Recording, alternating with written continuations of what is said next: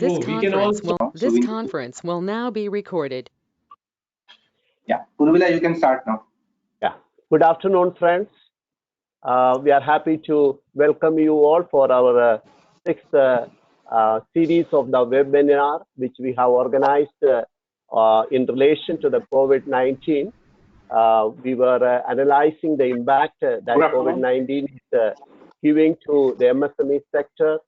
And today we are going to discuss a very important topic on how the MSMEs and E-Trade is going to benefit out of this COVID-19, and what are the strategies we can evolve and how to go about the whole scenario. We have eminent speakers today. They will be discussing the details about the topic. We have Ms. Christina Sagoy, Mr. Siddharth Rastogi, and Mr. Wong Chan View. I will be introducing them separately.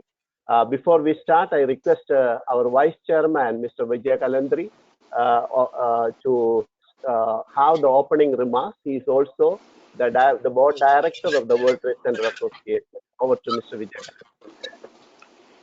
Thank you, Mr. Kurvila, and I'm happy that most of you could make it and join the webinar meeting today on this topic of, as Mr. Kurvila said, COVID. But what I feel is we should now talk opportunities after COVID. COVID is one part. Now let's forget COVID as a past and we talk about opportunities after COVID. Because if we only remain in COVID, then there are no opportunities for us and nothing to discuss. So I think this is my view. And I feel now, even that day when we had a meeting with our Commerce Minister, I said that opportunities after COVID, let's talk. Forget what has happened during COVID or what we have suffered and what we have not suffered. So Mr. Rastogi, Mr. Wong, Madam Christina, thank you very much for joining us. And we are happy that you all could make it. I'm sorry there is some disturbance, but this will happen. Hello, hello. You able to hear me? We can hear you. Then I'll continue. So now e-commerce has become the order of the day. We were talking about global village, global world. Now it's a digital economy through global world, rather than only talking about global world as a hub, but now it's through a digital economy. But going through digital economy, they are very apprehensive that your bill of lading, your various banking documents, your various other documents with various authorities, they all need your personal signature. They need an original signature, and the documents also original. So once you talk about original documents and original signature, attested signature, then I think digital e-commerce, digital to a great extent, okay. But then final stage is that now today we have to transfer huge amount, or today we have to transfer salary. We have to go through the process of a signature and documentation. If I have to go for a loan, again I have to go for that. Then the documentation. Then in India, like stamp duties and all. So all these are hurdles. Then secondly, if you have totally digital, then security comes in, cyber security, cyber safety. So this also we have to see how we take precaution, because we see a lot of cases due to cyber security and cyber safety coming in our way. So I feel that there are various apprehension also, but MSME has to play a very important role. But today MSME is struggling for survival, forget the revival. Today most of the small business and MSMEs are serving for revival and survival. So if they do not survive or revive, nothing, because they are ancillary to many manufacturers. They are support to various industry and trade, but they are today in a very tough situation. They are not even able to pay salaries during the COVID period. They are not able to meet the expenses. And of course, world over, some stimulus packages come in Canada, USA and all I've been reading. But in India, we are still far away. And we are looking forward to something worthwhile for support of industry and trade. Because rules, regulations and cumbersome law and bureaucracy is all over, and in India also. So let's see, whenever any world which has to develop or develop for the better, they have to give away the powers to the entrepreneurs or job creators or wealth creators. This has to happen. And I think many countries did it in past. India and many other countries have to learn that political leaders and administrators will have to set their powers to see that the entrepreneurs progress, they do not have bottlenecks, and we see. But the e-commerce, of course, is the order of the day. TradePoint and others could play a very important role. We invite TradePoint to India for their global meet and all, and we'll be happy to have them whenever they decide to come to India. And I think that will be a good, because India is looking at digital economy. India wants to move forward towards digital economy, and e-commerce is the order of the day. So now we talk about e-commerce in the world rather than we talked about global village manufacturing and networking.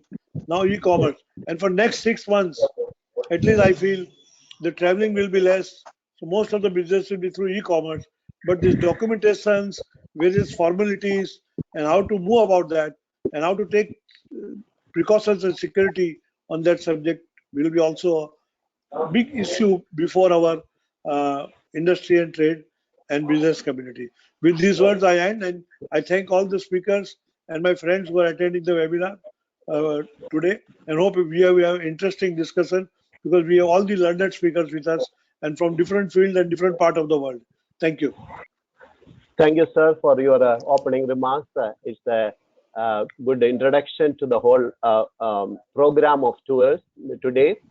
And as the sir was rightly pointing out, e-commerce is going to be the important player in this situation.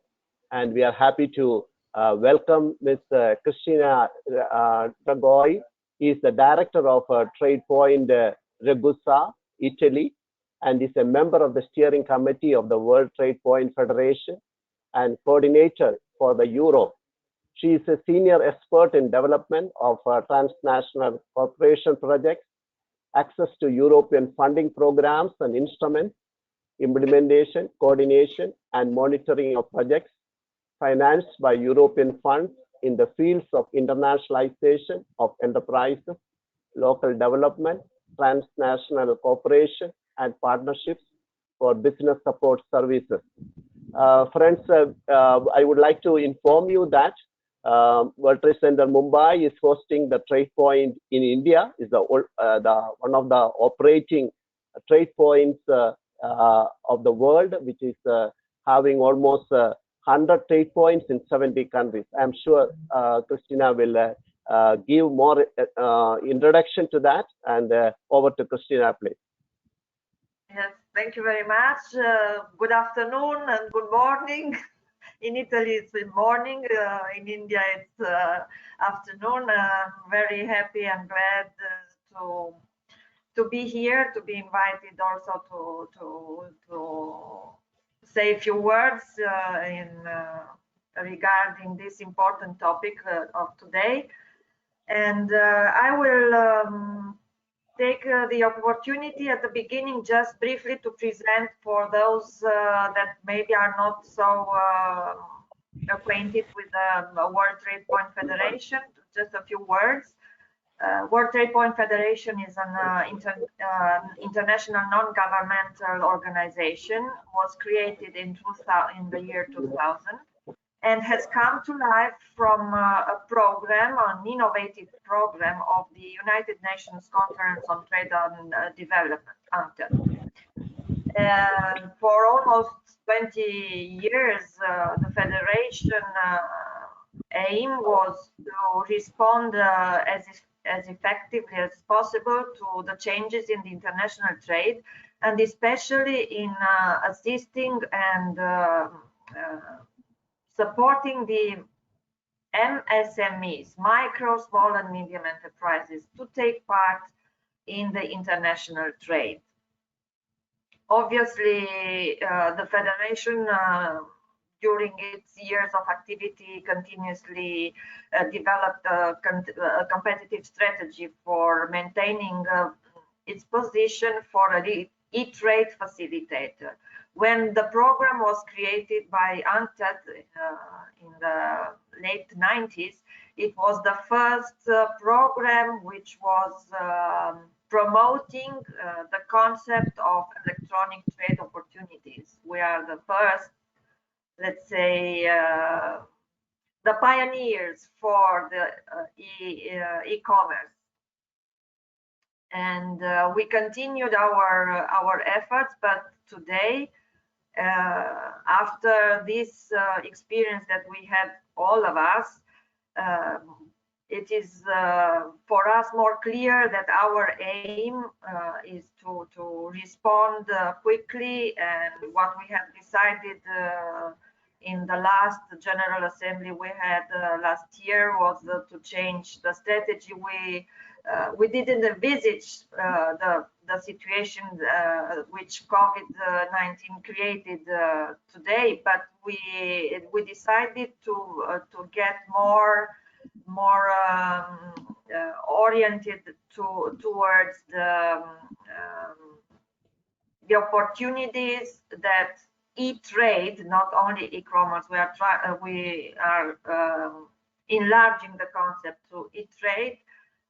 So business to business, and in e-trade is more broad than, let's say, concept and e-commerce. And but for this, we need to provide SMEs with a trusted environment. As we understood from this unfortunate, let's say, bad experience with COVID, is that we are so interconnected today. The world became very small, because what happens in Asia after 1 week happens in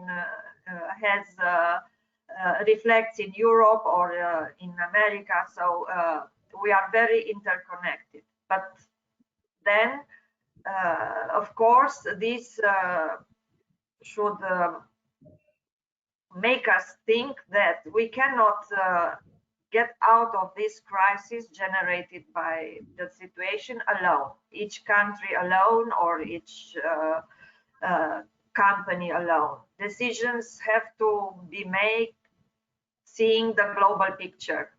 We need to collaborate, to cooperate globally, to set up the foundation for a strong, sustained, and socially inclusive recovery, all of us. And besides the ingredients of, let's say, fiscal and monetary policies that each countries are putting in place, keeping the markets open and predictable will be, as well as fostering more generally favorable business environment, will be critical in this situation. And will be critical for to spur the renewed investment that will be needed. And in this way, only working together, all the countries can help each other and realize a much faster recovery. But coming back to global and to what Mr. Vice President said before, yes, we are now here virtually meeting for the first time, and some of us, and we are discussing, and we are all spending a lot of our times in, let's say, the virtual space. But with the virtual space, there is an aspect that we should take into consideration. The environment is trust. Which are the identities behind the virtual image that we are seeing, we are in contact with? So related to this, for the SMEs, also for the participation of SMEs in this new way of trading, of doing business in the virtual space, it is absolutely important to create a trusted ecosystem or a trusted environment.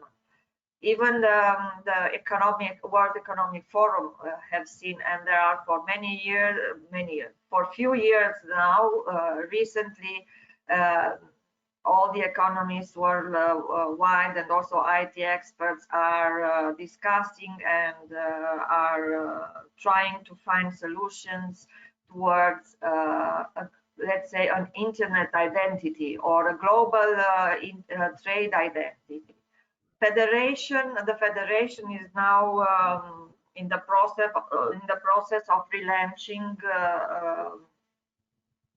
a new strategy, a new approach towards this new situation, and especially in creating so-called trusted ecosystem for the SMEs, where the participants in this ecosystem have a digital identity verified, checked by the human, by the physical network of the trade points and E-Trade desks, which are the network of the federation worldwide, and which can operate inside this eco-trusted system with knowing that on the other side of the virtual space there is a company, there is a trusted entrepreneur with which can negotiate, can foster or can take opportunities to develop business.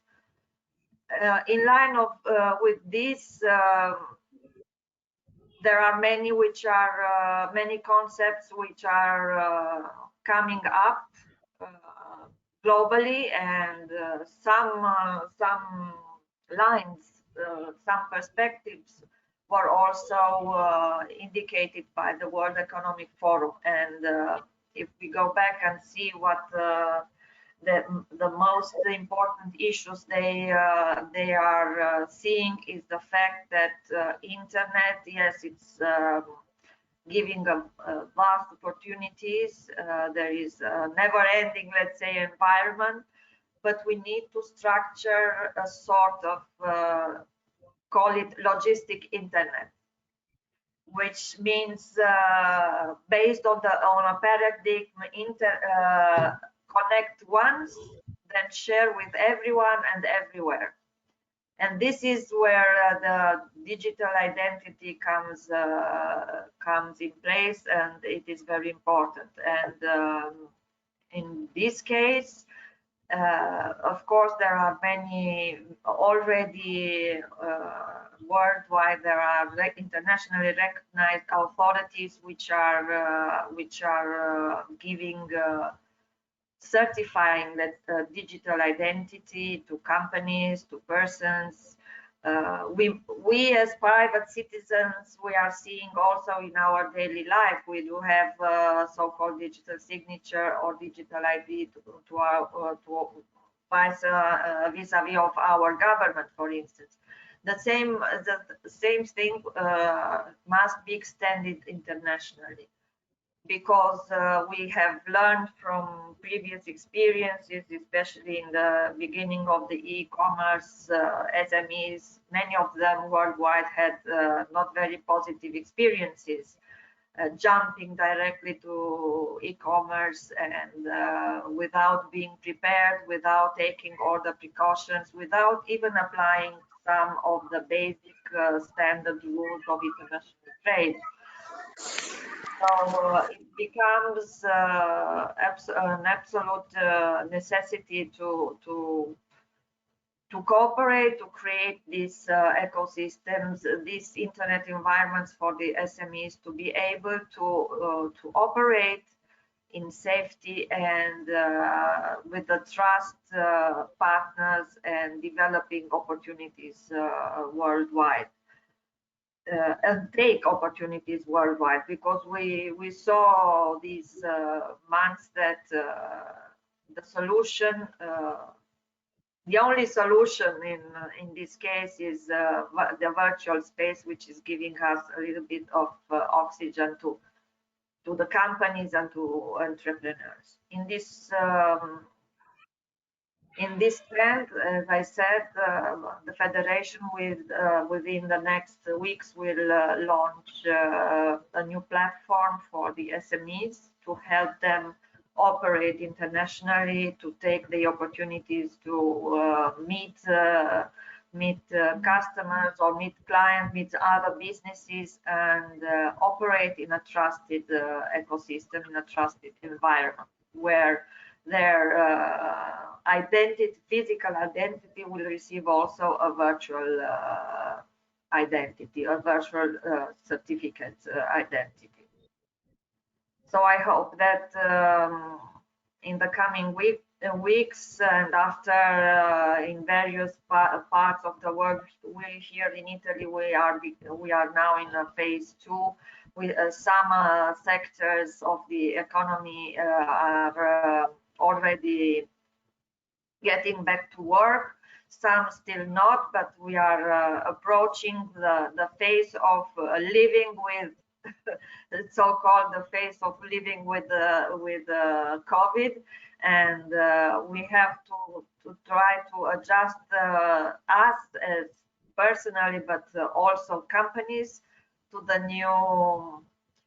new normality, because it is the new normality and we need to be prepared for this. Thank you very much.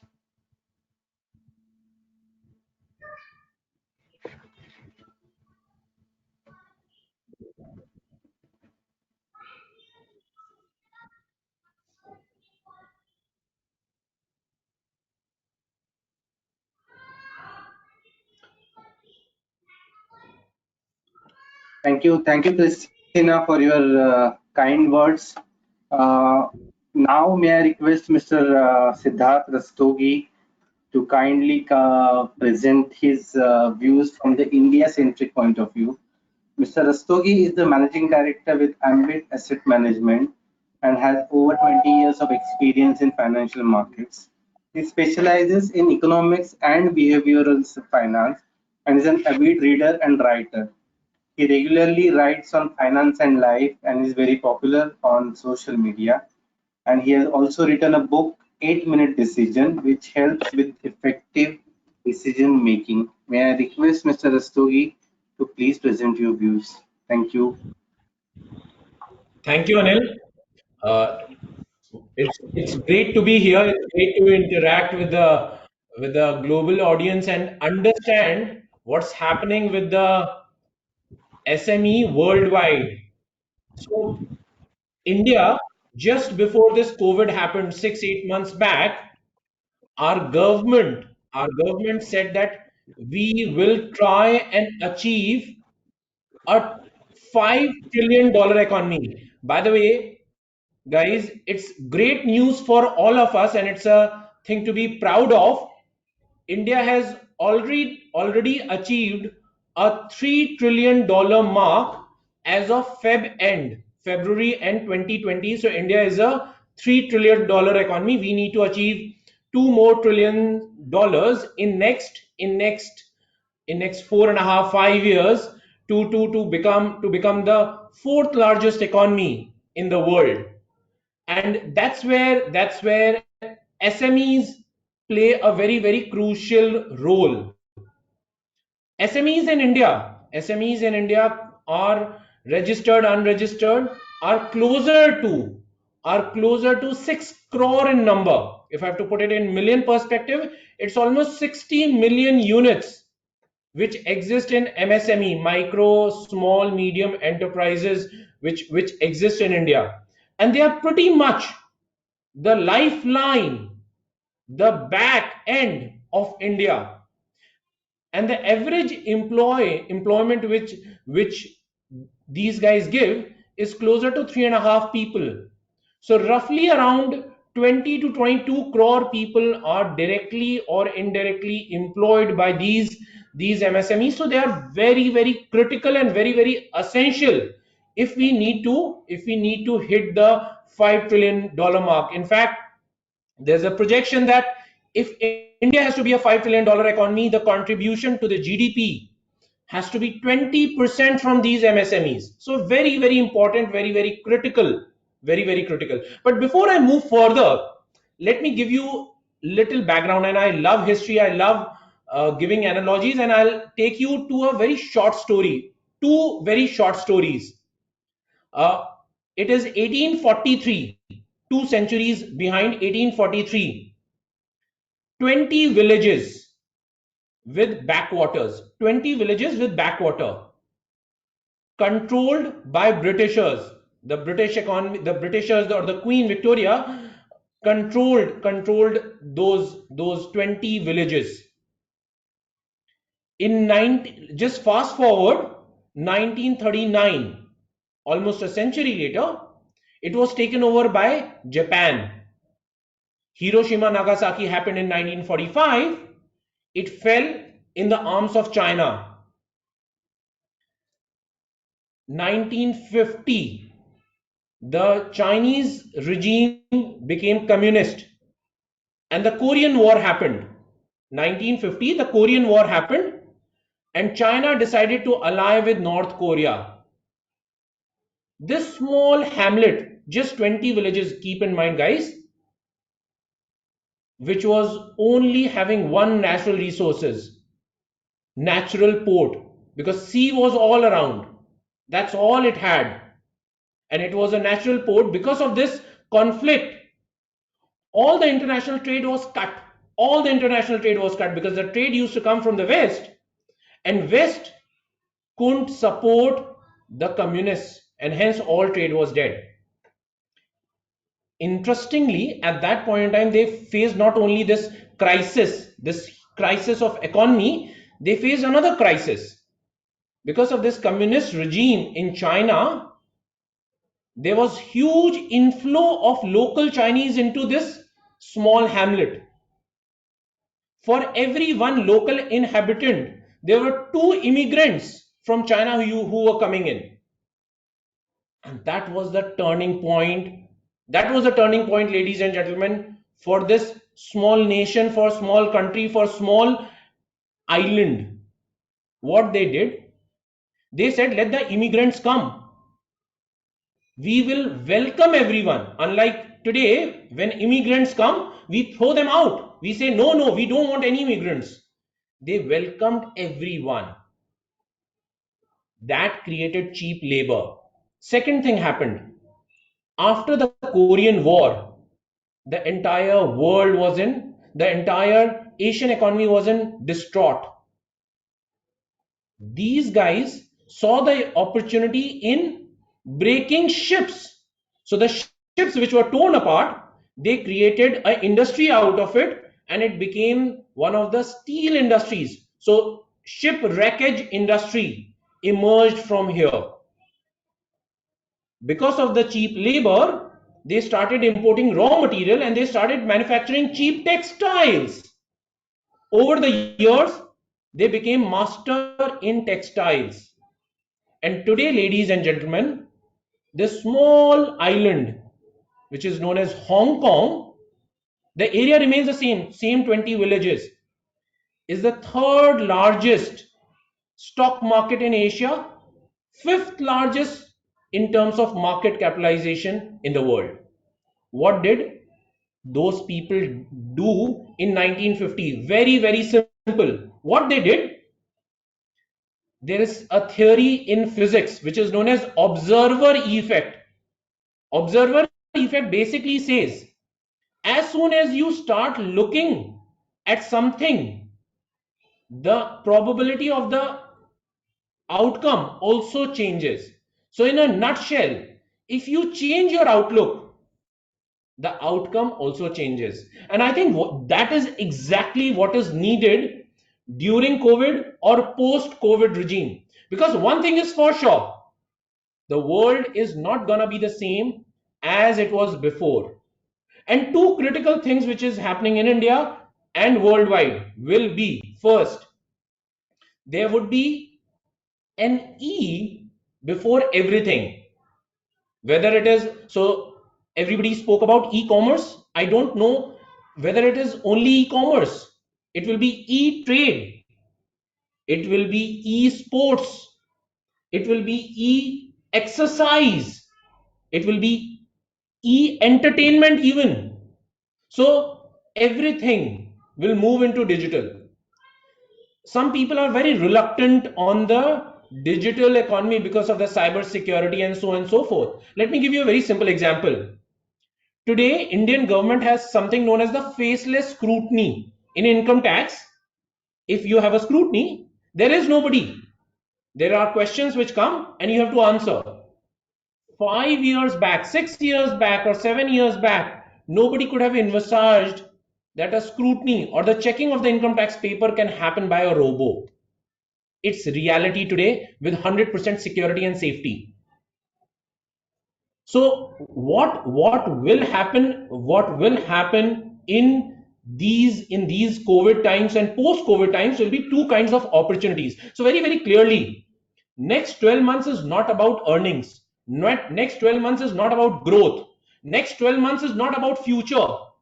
Next 12 months for every SME is only one simple thing, and that's what I think all SMEs are doing or MSMEs are doing: survival. If you survive today, if you are just alive today, after 12 months you will win, because a lot of businesses will get folded, lot of businesses will not be relevant anymore. How do you ensure that you pivot into the right direction so that you are just alive till March 21? You are just alive till March 21. And after that, you can start thinking of leadership, growth, earnings, future, so on and so forth. But next 6 to 12 months, and how do you do it? Very simple. Ensure that whatever, these are the times to reinvent. Whatever extra expenses you would have thought you would have been incurring, whether it is travel, whether it is people, whether it is resources, whether it is just futile expenses, everything are gonna get cut down. Also, these are the great times when you would see post COVID there will be economies of scale, because what will happen, the front end brands may be multiple, but the back end manufacturing can be one, and it will be very close, very close to the place where the person stays, and it need not be the prime real estate, it need not be the prime rental. So one very simple thing which you will see, all MSMEs, all industries who are incurring high costs on commercial real estate, on rentals, will go down dramatically. And very simple, because people will first say that work from home will be the new normal. Second, people will start looking at things where you can operate at the remotest corner where the rentals are least, and you will go and produce at the source of the manufacturing or the source of the raw material, so that your transportation cost, logistics cost will reduce. Either you have to be closer to the raw material or you have to be closer to the customer. Either of it will happen very quickly, because it won't make sense to be somewhere in between. You have to be in the close vicinity, either in your demand or from your suppliers, either of it. So that's one thing which will happen very quickly. One good news which I can honestly see as we speak is revival in the auto. We can already see that the construction activity, the auto segment, has already started production in India. I'm talking about specifically India. And in my reckoning is that in another month's time, you will see that 50 to 60% of the capacity will be started. Also, another thing will happen. We all know that vaccine is at least, so everybody, just a 2-minute snippet on COVID isn't gonna go away in a hurry.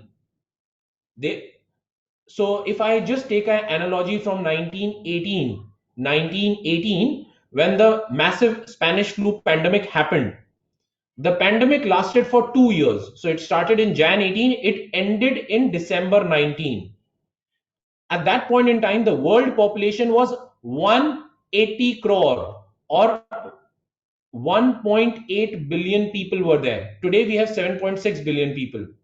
At that point in time, 50 crore people, 500 million people got infected. We are nowhere close to that number. We are closer to 38 38 odd lakhs or 3.8 million people at this point in time. So at that point in time, roughly around 2 crore or 20 million people died. And there was a second wave which was much more deadly. So this COVID isn't going away in a hurry. What will happen is, unless you get the herd immunity. How do you get the herd immunity? Either you get the infection, or you get the vaccine, or you get the medicine. Vaccine, medicine, anything is at least 6 to 8 months away. And even if there is a commercial production, it will take time for vaccinating such large number of people. So it will take time. So world will see COVID for a long time. It's not going to be that in next 2 months everything is going to be over. So it will be 15-16 months before we see, and it will be a new normal. How you have a lot of other diseases, people will start living with this ailment as well, and the production will start. But the good news is, for the auto sector, public transportation itself will get dropped significantly. People who can afford, so whether so the question is still out there. The jury still have to test whether this benefit of transportation will be to Ola, Uber, or private car sales. My reckoning is, people who will be fearful, they would try and buy two-wheelers, four-wheelers, because they would want to isolate if they have to necessarily go to work. Otherwise, work from home would be the new normal. Also, MSMEs, because large number of MSMEs are involved in supplying to the auto, so there will see revival. Second, construction. Already Government of India has said that wherever you can house the labor inside, you can start the construction. And this labor construction activity will also pick, which in turn will benefit the back end, which is the MSME sector. Chemicals, another very interesting area. Because of the climate change and the climate challenges, China has been cutting down their chemicals sector for a long time. Last 2.5-3 years, Indian chemical industry has been on a great run, superb. It's the golden period of chemical industry for India. And whole bunch of them are MSMEs who provide the raw material to the bigger guy, and then bigger guy manufactures, value adds, and then subsequently sends it across. So in a nutshell, what I'm trying to say is, India will see 2 quarters of setback like the world. But my reckoning is, we will have a flattish GDP. We will have a GDP which will be anything between 0.9% to 1.2%. We'll still have a positive growth. We'll not have contraction of economy, which the world is envisaging. However, as I mentioned, for the MSME, it will be tough time because of the borrowing. Until this, so whosoever will survive and sail through this period, will emerge as winners in the next leg. So 2-3 very simple takeaways which SME need to do. First, they need to make sure that they survive. There is cash on their balance sheet to survive. Second, they have to figure out digital way of doing everything, connecting with clients, talking with people, supplying everything. They have to cut down on their rentals, they have to cut down on their fixed cost, and ensure that they achieve economies of scale. And if these three things are done, my reckoning is almost 60 to 70% of the MSMEs will emerge as winners. But it will require a lot of mental attitude and mental preparation, because making this shift all of a sudden will be difficult. You are in a comfortable situation, you are complicit. All of a sudden, you have to change it. Hence, the test will be of the mind. And hence, I said in the beginning, change your outlook to change your outcome. That's about it from my end, guys.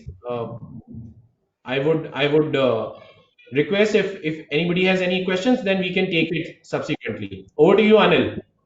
Yeah, thank you, Siddharth. Thank you for a wonderful the presentation and the views. I'm sure, I think the digital infrastructure could be the one area which will be in huge demand, and we would love to hear during the panel discussion how you can take it forward and point out at least few areas that MSMEs can look forward to. 100%. I will, Yes, I'll substantiate that. Yeah, Thank you, thank you.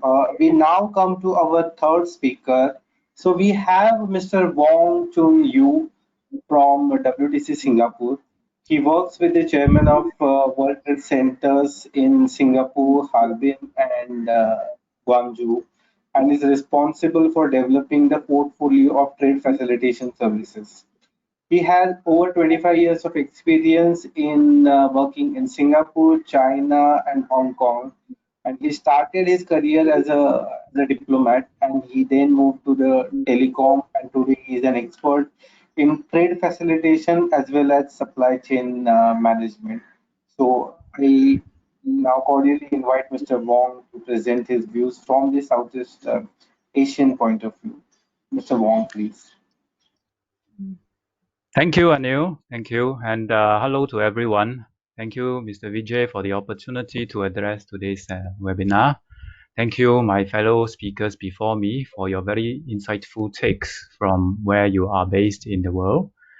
Firstly, let me introduce the World Trade Center Singapore, where I am based. The World Trade Center Singapore started operations in the middle of 2019. That was last year.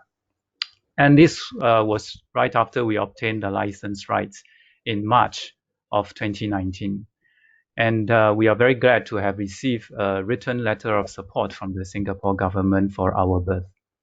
My responsibility is primarily to matchmake between Singapore and China on the one hand, and on the other hand is the rest of the world. This has been a very challenging and exciting period, and I will share with you as I go on today in my little speech. Today's topic carries three parts. The way I see it, it's very clear. There is the MSMEs, the very small to the medium-sized enterprises. The second part is about electronic trade of all forms. And the third part is about trust. So now I will give three things that I can see about China in relation to today's topic. The first thing I will say is that, of course, we know, like India, China has a great number of micro, small, and medium enterprises. And they are very nimble, they're very competitive, and usually their competitiveness only exists within a niche, within a established supply chain. And they fight tooth and nail with everyone else using more or less the same tools and the same methods. And this is a good thing because the successful ones, they will emerge very quickly, and then they become even more competitive where they are. The others, well, they simply disappear or they migrate to a new sector where the same competition and elimination process will repeat itself. The second thing I like to say about China for today's topic is that e-commerce is king. And by e-commerce, I mean also mobile commerce and all forms of digital commerce. And in the B2B space, business to business, the most successful example we have heard of around the world is Alibaba. In the business to consumer space, we all have perhaps heard of the all-in-one WeChat platform. It's like WhatsApp plus a lot of other things. And this platform was developed by Tencent. How powerful are these platforms? Well, I'll give you a few information. Alibaba, it has more than 10 million suppliers. Of course, most of them come from China, but not exclusively. And Alibaba relentlessly rank these suppliers so that they can push for even more functions, even more supplies to come on board the platform. And in so doing, the suppliers end up being forced into a very, very relentless fight for better terms from Alibaba. And so Alibaba's suppliers have a love-hate relationship with the platform. And we can often hear that the suppliers will describe their landscape as one of nuclear warfare with one another. What kind of landscape would require such a level of warfare? This is a landscape of 700 million active buyers. As to the other one that I was talking about, WeChat, there are, at the end of last year, 1.16 billion users. That's 1,160 million users. 83% of them are between 19 years old and 40 years old. That's a very young, very consumer, very demanding, very willing to try new things. And this group of consumers and users, they're very ready to share with everyone else in their social circle.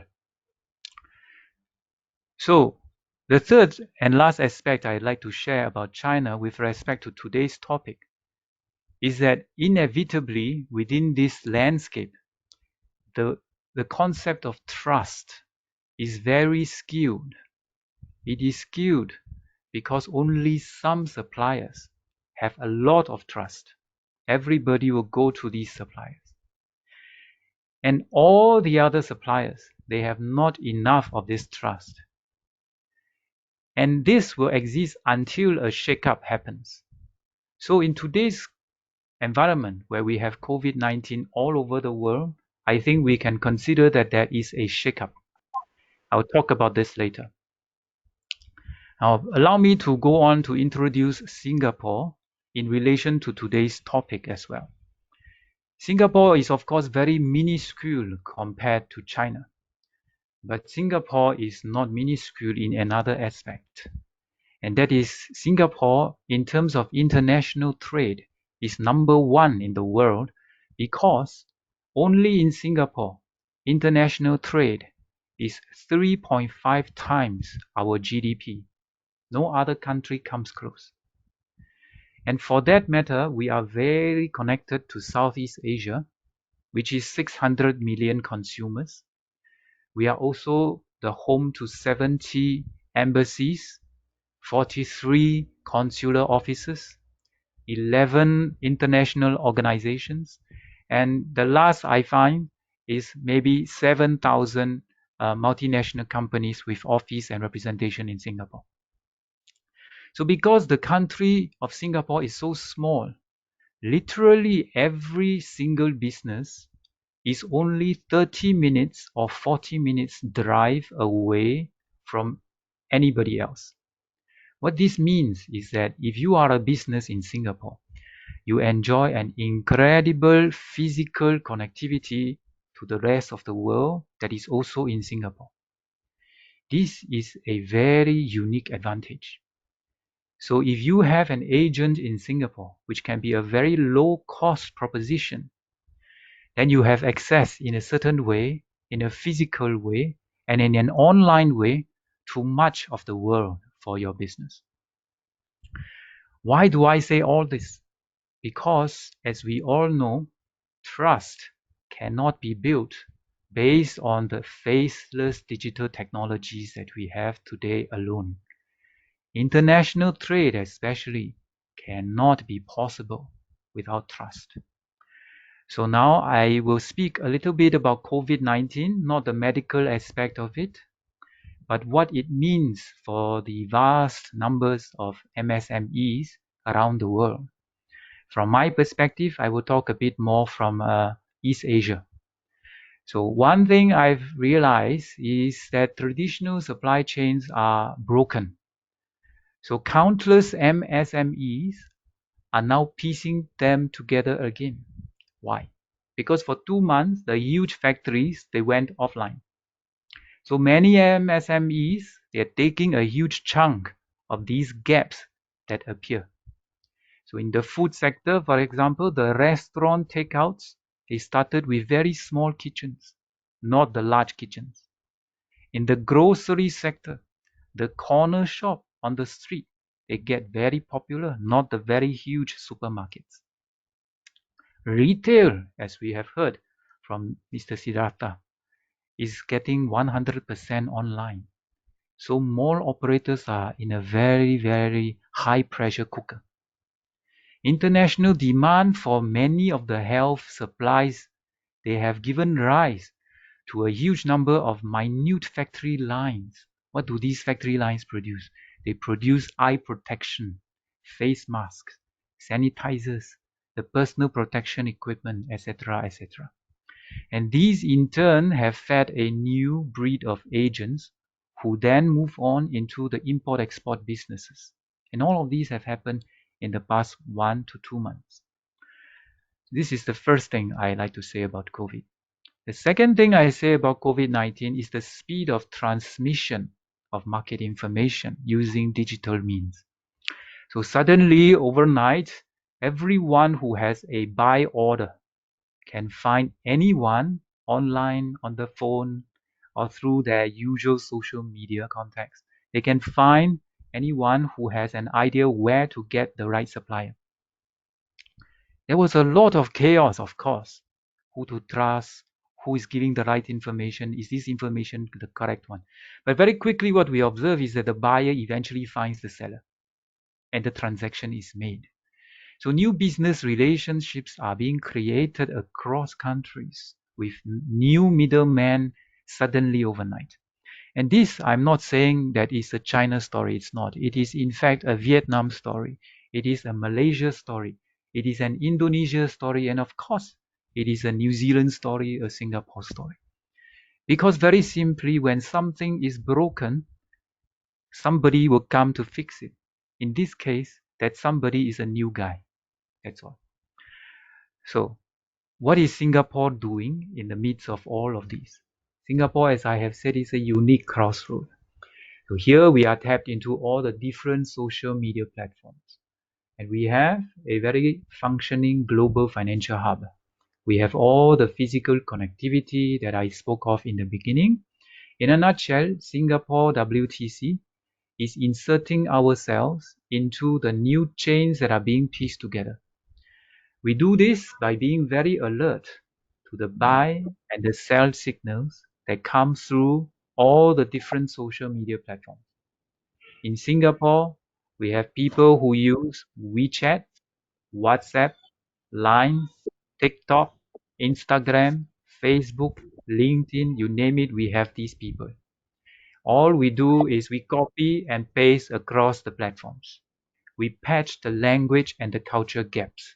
In Singapore, you can find all the middlemen of the world. In Singapore, you can do international trade from one location. So let me give an example. About 6 weeks ago, I found a friend in Germany, and he posted a blog on WeChat. I just clicked like, and in 30 minutes, I was put in touch with the founder of a small fragrance studio where? In Yunnan. Yunnan is one of the most remote corners of China. This province is just north of the border from Myanmar, Laos, and Vietnam. It is totally landlocked. And it's mountainous terrain. You can't get in, you can't get out, that simple. So it turns out that the founder has won many awards in China for her beauty and skincare products. All natural, infused with Chinese elements and some ingredients that she sourced internationally. Has all the right certifications, but she needs some help. So here is a micro, small, medium enterprise. Very small, in fact. 2 staff full-time, 3 staff part-time. It's perfect for all of us because she has been relying exclusively on Alibaba and WeChat, and only in the Chinese market. Due to COVID-19, what happened? Some of her ingredient suppliers, well, they gone out of business. They disappeared. And we are helping her to find new ones. We are also trying to internationalize her brand and going to find her new markets in North Africa, Latin America, and Southeast Asia. We're going to place a product on an online shop that also came into being thanks to COVID. It was set up using 3 weeks of online manpower. And these new ingredient suppliers that we have sourced for this studio in Yunnan, but they're passing on their knowledge of the new markets to her so that she can create new demand from China to bring more business for the suppliers. And because we found in the process that Yunnan is also the largest producer of eucalyptus oil in the world, we are now also having an expert on the ground who can help us source this ingredient and export it from Yunnan. And all of these have happened in just 4 to 5 weeks. All of these happened beneath the radar. No newspaper will report it. It's just too microscopic. Everything is done using, in English and outside China, WhatsApp. In Chinese and inside China, WeChat. And of course, we use a lot of YouTube, we use a lot of TikTok. And the product presentation is electronic. Negotiations are electronic. Documents are e-signed. Payment and currency conversions done using mobile apps. Only the goods and shipping remain physical. So in conclusion, what is my main message? I'd like to say that there's no crisis that has been wasted. The nimble micro, small and medium enterprises of Asia, they are already muscling themselves into the supply chain gaps that are opened by this crisis. And lastly, of course, if you are interested to find out more about this wonderful Yunnan company, you can get in touch with me after the webinar. Thank you very much. Thank you, Mr. Wong, and thanks for a wonderful, inspiring, and fabulous case study of an MSME. And I'm sure many of the Indian MSMEs are looking forward to, share more such stories too. I now request Mr. Rastogi to have the panel discussion, wherein he will have interaction with Christina and Wong. Siddhartha. Sure. Thank you, Anil. My first question to Christina is, what's your three key actionables? You have a great amount of experience with you, and you understand that two things which MSMEs always lack. One is capital, and the second is the resources. And because of the COVID situation, they are pressed from both sides. They are having fixed expenses as well as they are having issues with the receivables. So, ma'am, what would be your key actionables? How should MSMEs generally be acting for next 12 months from today or next 8 months from today? Sorry, could you repeat the last part, because I couldn't hear very well. The last part. We started three key actionable which MSMEs should be doing for next 8 months so that they remain relevant. Three things.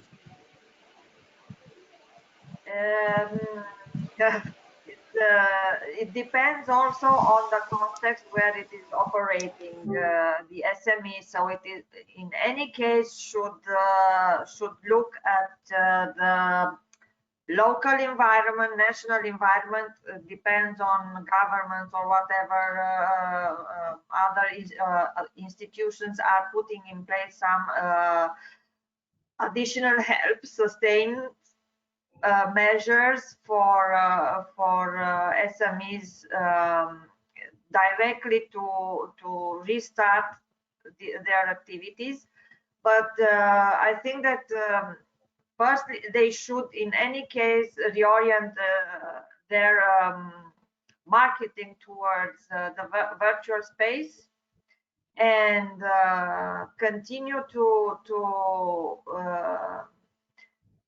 put their top, let's say, service or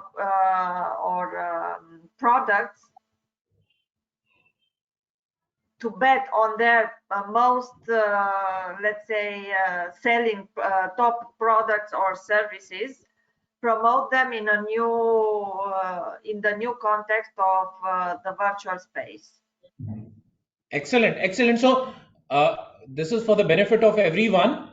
What Christina just taught us, three simple mantras, three simple things. First, as quickly as you can, restart or reboot. Just restart your activity as quickly as you can, depending on the government notification and depending on the environment you are living in the local jurisdiction. So that's one.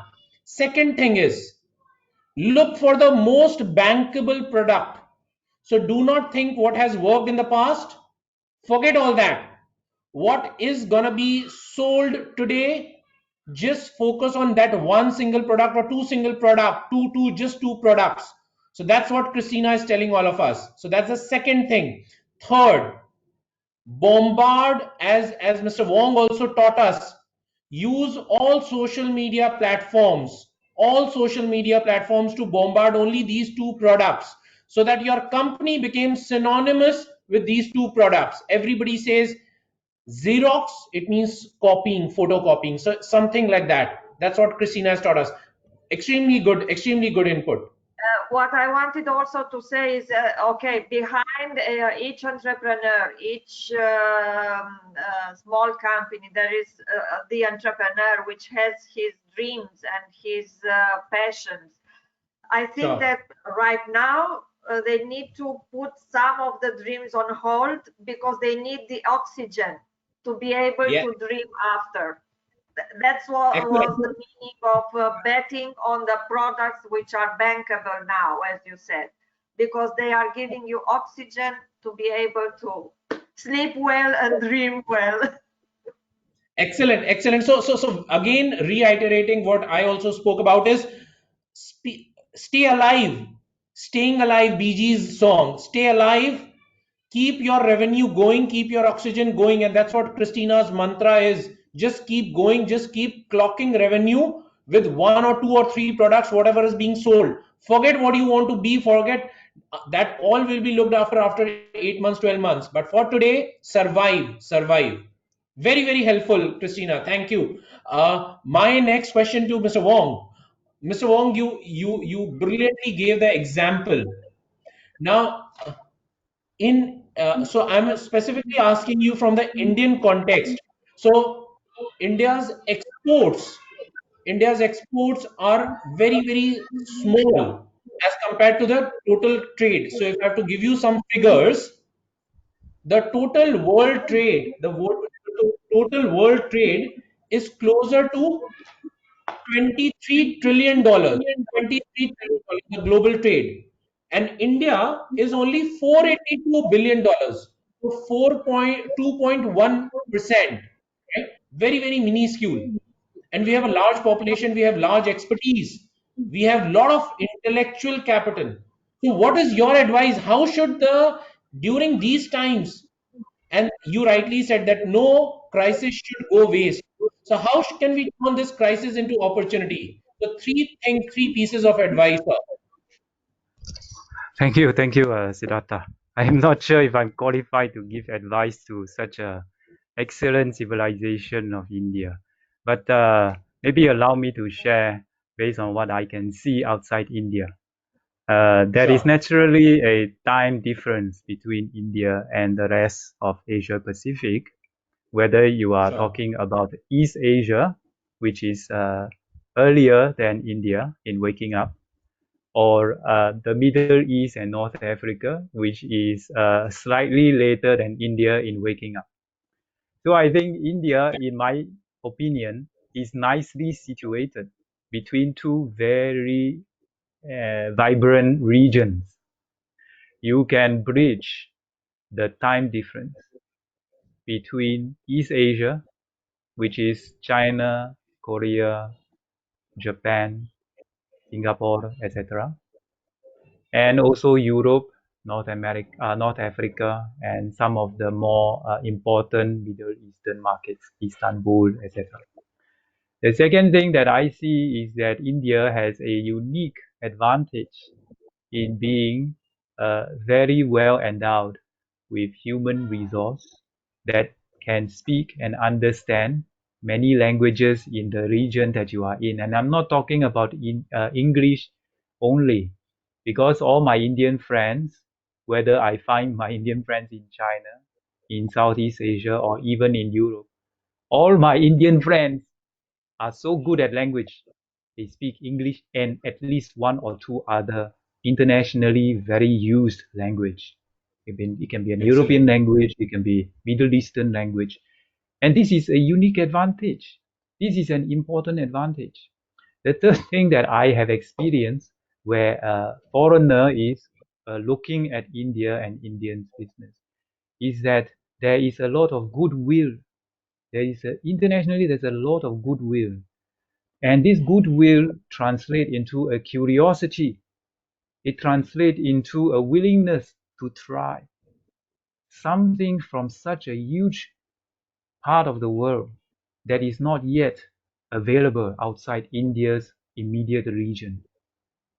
For instance, we know that India is a huge source of culinary products, and there are no lack of consumers all over the world who want to try authentic India produced India culinary products. And this is something that I found as a business opportunity. For instance, in China, every major city in China, there is not enough Indian cuisine. And Indian cuisine is not just serving Chinese consumers in the bigger cities in China. There are so many foreign people in China. Indian cuisine, which is so available, for instance, in London and Manchester, is not half as available in the other cities in Asia. And I would think that if the sector, the food sector, the food ingredient sector, can come together and think about how to work it such that there would be a rejuvenation, if you wish, for your food ingredients, for your specialty produce, for your very unique way of preserving food or packaging things. If you can come together and propose an entire suite of solutions, you should be able to find that the world is more than ready to descend on these products. And you may hear at that moment, where have you been all this while?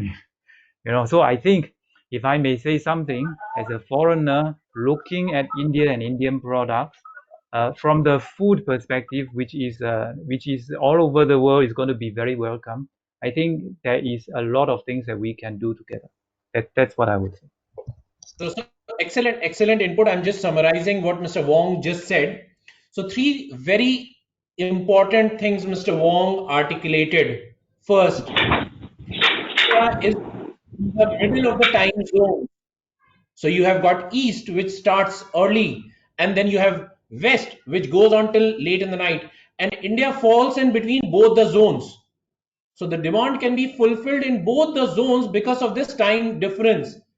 India is actually the meeting of East and West.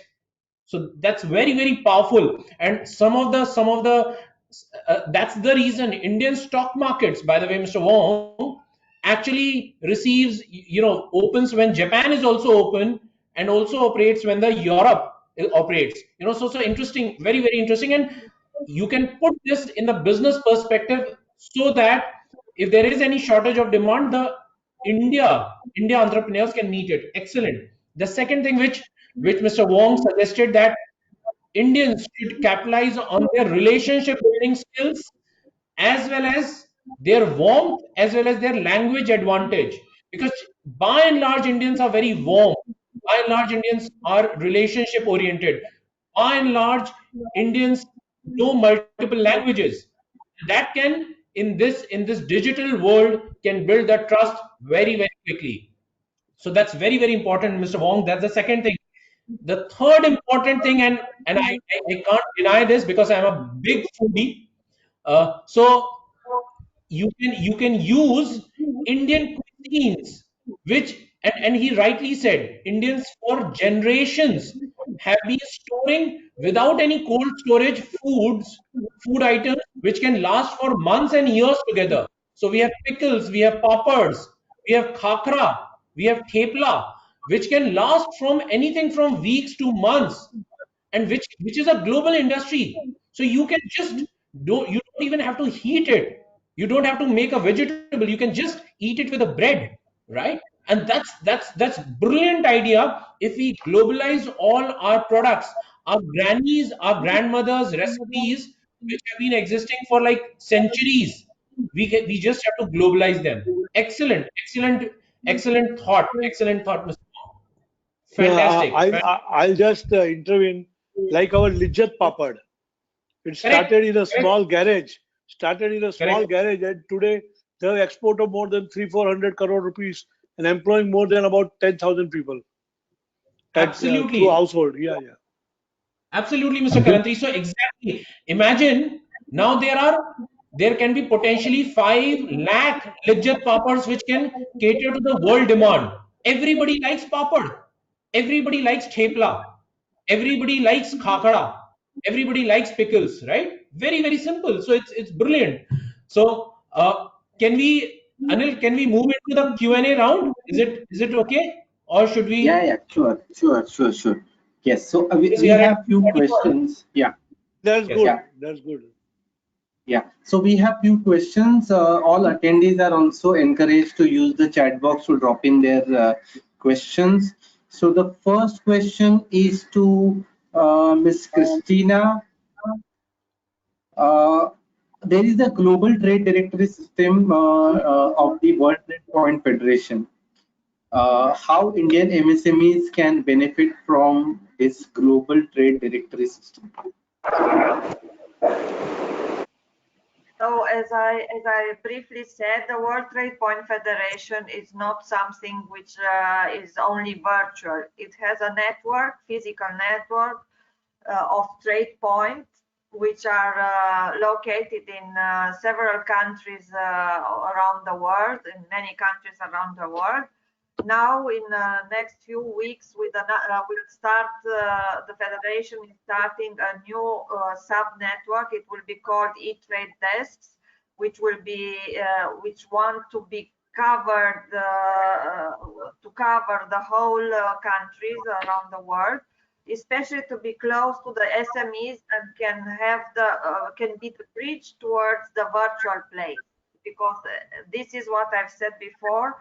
The trusted virtual place, the trusted identity in case of the federation will be assured by the proximity of the local representative, let's say, or office member of the network in the country where SMEs are applying. For instance, if it is an in company, they can address the trade point from Mumbai and with them, together with them, they will access the new platform, will register, will be able to operate in full autonomy with a certified identity, virtual identity as a trusted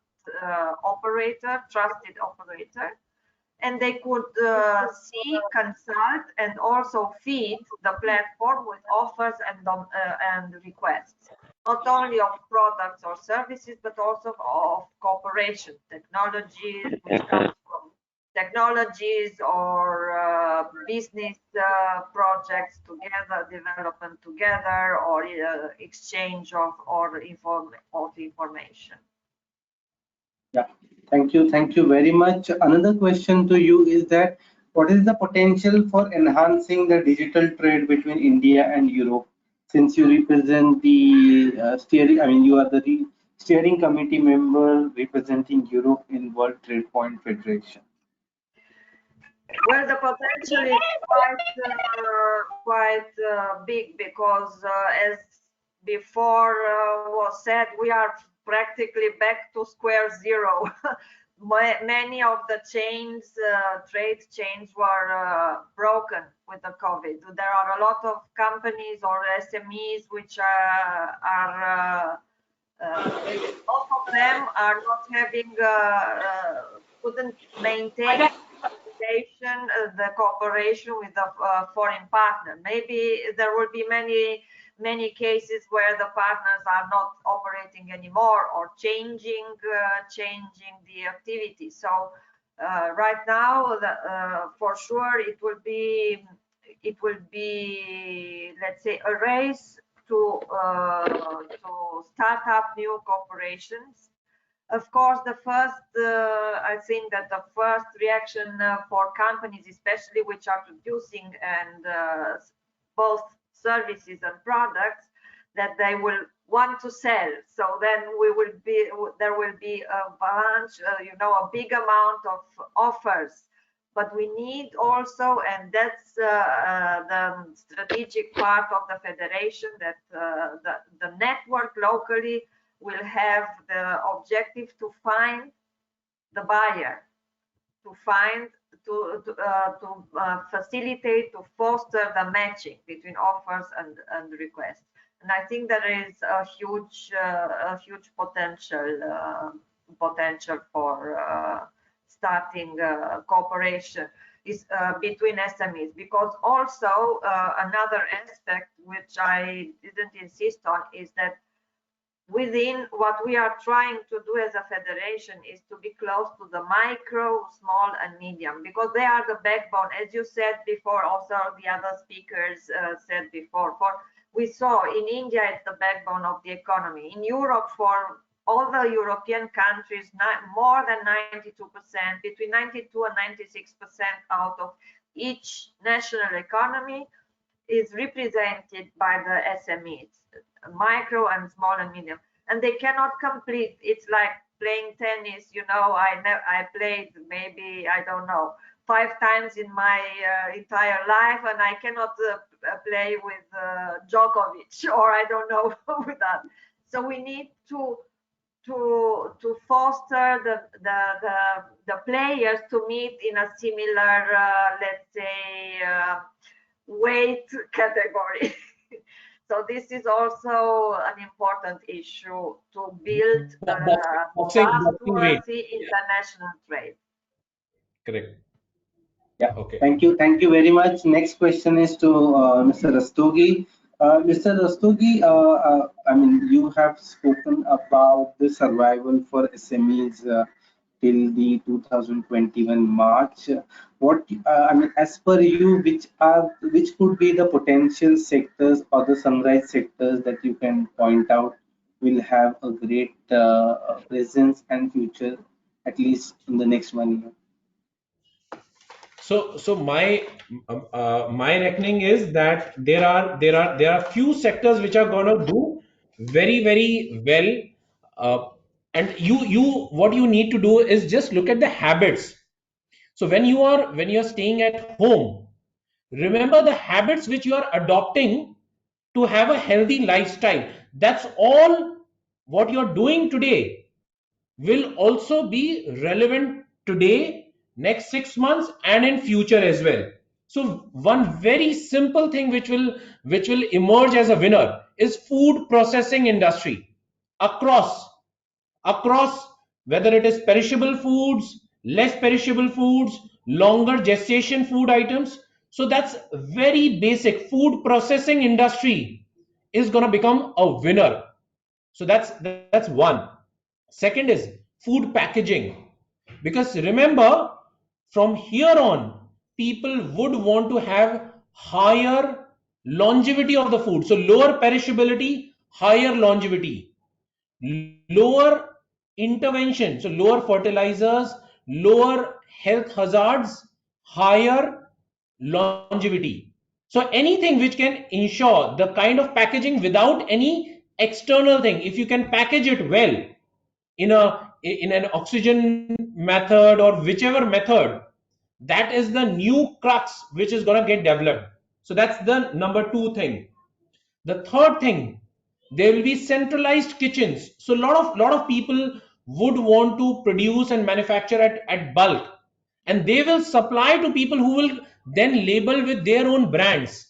But there'll be a strong back end which will emerge. The fourth thing, so I'm sorry to say, but I've been on these kind of chats multiple times, but the best technology which I can actually see today is actually Zoom. Whether you like it, you don't like it, it's a Chinese promoted entity, but it's way convenient. It's far too convenient, and it can be done like even my 3.5-year-old son can actually go onto a Zoom and set it up. It's as simple as that. I can put it if I have to put it.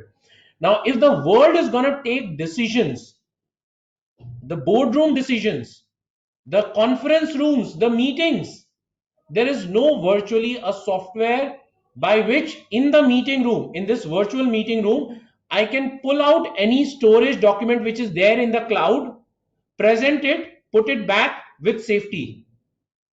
They may be, at least I am not aware of, at least I can't see it in India for now. So if you're going to have virtual meeting rooms, if you're going to have virtual conferences, if you're going to have virtual safety things, then how do you ensure that these kind of apps, these kind of products are developed? So that's the fourth thing which is going to happen. Fifth thing, virtual sports. How can I sit in my own house and enjoy the virtual sports, practicing it? So if I'm dribbling the ball, or if I, as Christina said, if I'm trying to practice tennis, can I do it with a, can I simulate it with less space? Because remember, people do not have such big houses. Especially in Asia, the houses are relatively smaller because the density of population is much higher. So how can we have better stimulation, better exercising with lesser components and with lesser interventions? How can we make it more seamless? Indoor exercising, indoor exercising, barring running, barring treadmill, there isn't anything which is very easy and which can be done. Now there are cycles, now there are things which are developing, but they are way too expensive. Can we bring that cost down because of the technology?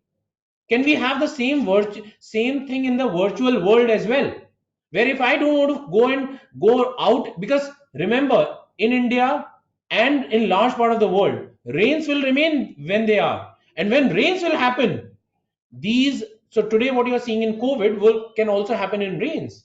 There will be other calamities. Can you stay in your home safety and still enjoy those things?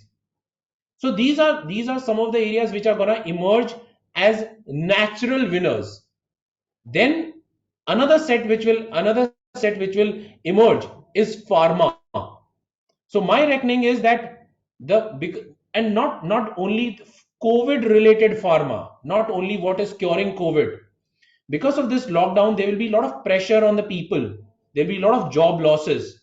There will be a lot of rebooting of lot of economies, lot of countries, lot of companies. A lot of people will get out of the job. A lot of people will have to figure out how to get into the gig economy, and that's when they would need a assistance of psychology. They would need psychologists, they would need therapists, they would need yoga specialists, they would need service oriented. That's a preventive. And then there'll be curative. So the stress which is building up, generally it's not building for me, I'm enjoying, because my efficiency has actually gone up, but there are a whole lot of people who are finding it difficult to cope up. And that's where these are some of the natural winners which will emerge. So food processing, exercising, health, preventive, curative, service oriented. Can we, so to have a massage chair, it costs closer to some 30 to 40,000 bucks. Can we reduce the cost? Can we just reduce the cost? Because more and more people will, why should I have now a normal furniture? I can have an ergonomic chair. Can it be cheaper? When I sit on the chair, because if I'm doing 8 hours of sitting work and talking on the Zoom or talking on these platforms, can I have a better chair? Can I have a better furniture? So all these things will emerge, and so the first mover, the guy who's going to initiate it first, will be the winner. So first three guys will take the largest share in the market, and rest everybody will follow. Thank you, Mr. Rastogi. Christina. Please go ahead. I just wanted to add something, which is hearing you making the resume at the end, that another important aspect will be the retraining of the workers, because many will lose jobs, but also jobs are changing. There are some statistics in Europe made at the European level. In every month, there are like more than 100 professional profiles, new ones coming up. Before the crisis, now it will become even more because there are transversal professionality. The economy is changing. High tech is coming also at the lower levels of the company's dimensions. So also training will be and retraining will be very important. No, no, excellent. Because you rightly said, uh, so in United States alone, 80% of the total GDP is contributed by service sector. In South Korea, over 90% of the GDP is contributed by services. And you are rightly saying services and service orientation will be the key. People would want to be paid for their services because services is an easy start. I can render my services to you when you are in Italy, you are in Europe, you are in any part of the world. So you don't need that manufacturing. So clearly manufacturing, and as Mr. Wong also said, only the physical goods will move from one place to another. Rest everything will be digital. So everything will be service oriented. Even in the manufacturing unit 80% of the stuff will be services, 20% will be manufacturing. Thank you. Thank you. You know, after Mr. Wong gave the case study of the essential oil and perfume, the company. I mean, we have a lot of associates and members as MSMEs. They are into perfume, they are into essential oil, they are into manufacturing of various food products. So the questions which they are asking and would seek the response from Mr. Rastogi and Mr. Wong is that how do they involve in digital marketing of their products within the country and also outside the country? Let Mr. Wong answer that first, then I will substantiate. Mr. Wong, over to you. Thank you very much, Mr. Rastogi. I think generally speaking, in the digital world, the first thing that is most useful in my experience is to have something that people can enjoy, whether it's on the computer or on the handphone. So if we can design our products and services into a very simple piece of a file that we can send across different platforms. Usually it could be a PDF, it could be a Word document, or it could be just a photo. And this one, it serves like a fish hook, if you wish. You send it to 20 people, 20 people sends it to another 20. In no time, you have a lot of people out there who has seen it. And then one person clicks on it or touches it. And you start to follow up. And very soon that fish hook will be able to bring you small fish. And the small fish will bring you a medium fish. And the medium fish will hopefully bring you more medium fishes. And of course, in the end, you may not get the fish you would want to, but you will get something. And if you are a micro, small, medium enterprise, usually you are very nimble. You may not get the curry that you want, but you will get something close to that. And do something with it, you may get another thing. So I would say that first, do up your product brochure, but suited for the very short attention span. That is the handphone attention span. Send it out. Wait for them to come back, and then hook them. This is what I would say. So my two bits on this is very simple.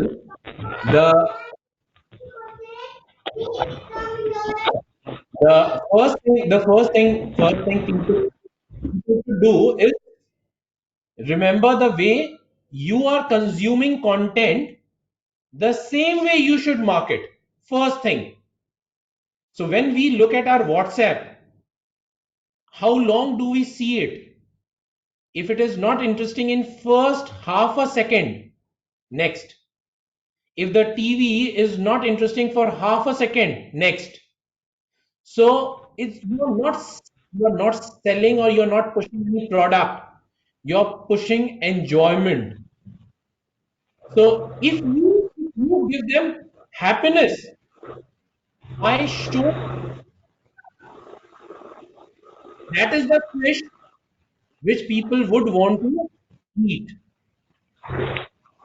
Whether it is a PDF or just a cartoon or just a YouTube half a minute video, it should not talk about the product.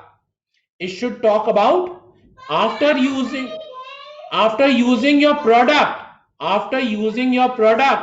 how's the experience been?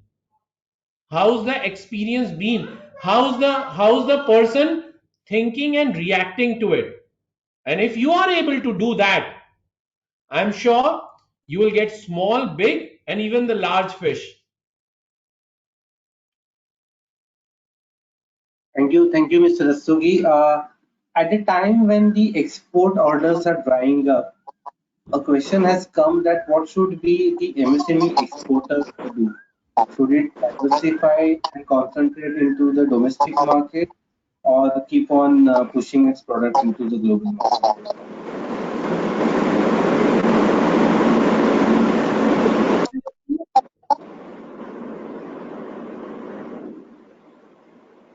Hello? Hello, Mr. Rastogi. Did you hear my question? Yeah. So this question is to Christina, Mr. Wong, or to me? To you. Okay. So very, very clearly what people should do at this point in time. And I'm taking Christina's words here. Do not think about where you can, what is your vision, what is your dream, what is your nothing. Sell wherever you can. And for digital marketing, boundaries don't matter. Wherever you can sell, whosoever you can sell, you should do it. But remember, the key thing today is whether you are selling domestically, whether you are selling internationally, the critical aspect is that the payment should come in. The payment should come in. If the payment is not gonna come in, then whatever you have sold, whether internationally, whether domestically, both will not be sufficient.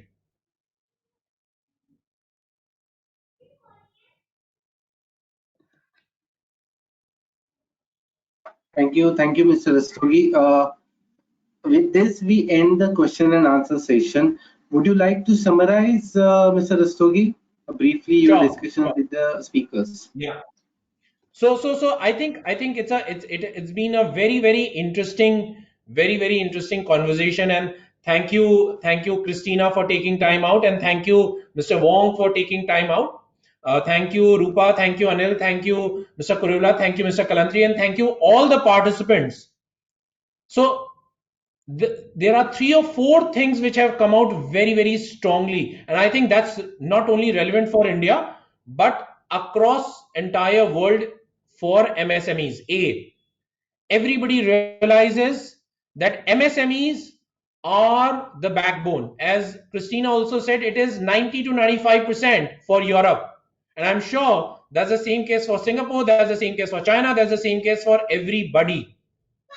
So it's the most relevant segment, and hence people cannot ignore it. So that's one aspect. So do not feel that people are not looking at you, people are not bothered about you. If you are in trouble, seek help.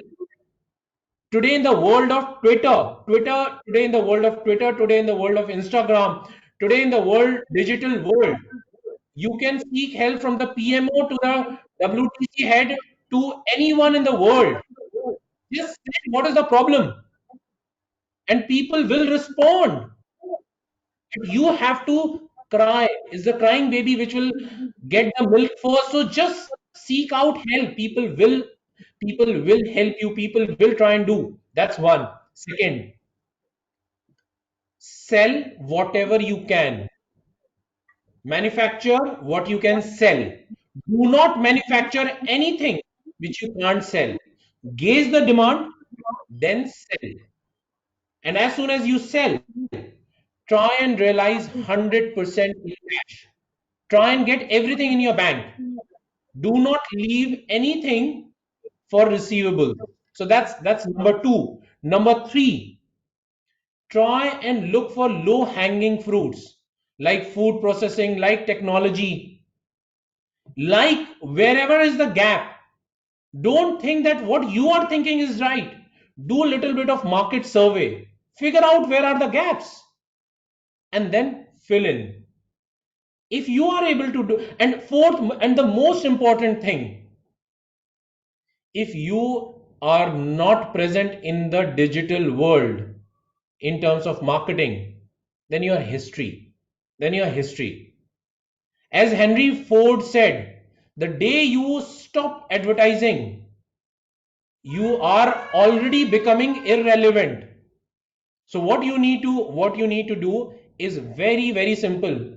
Be present digitally. Spend time, energy, focus on being present virtually and ensuring that the experience is brilliant. And if you are able to do all these things, I'm sure, as Mr. Wong said, and as everybody knows, every crisis brings an opportunity. Every crisis brings a time when you can transform from small to big, from minuscule to relevant.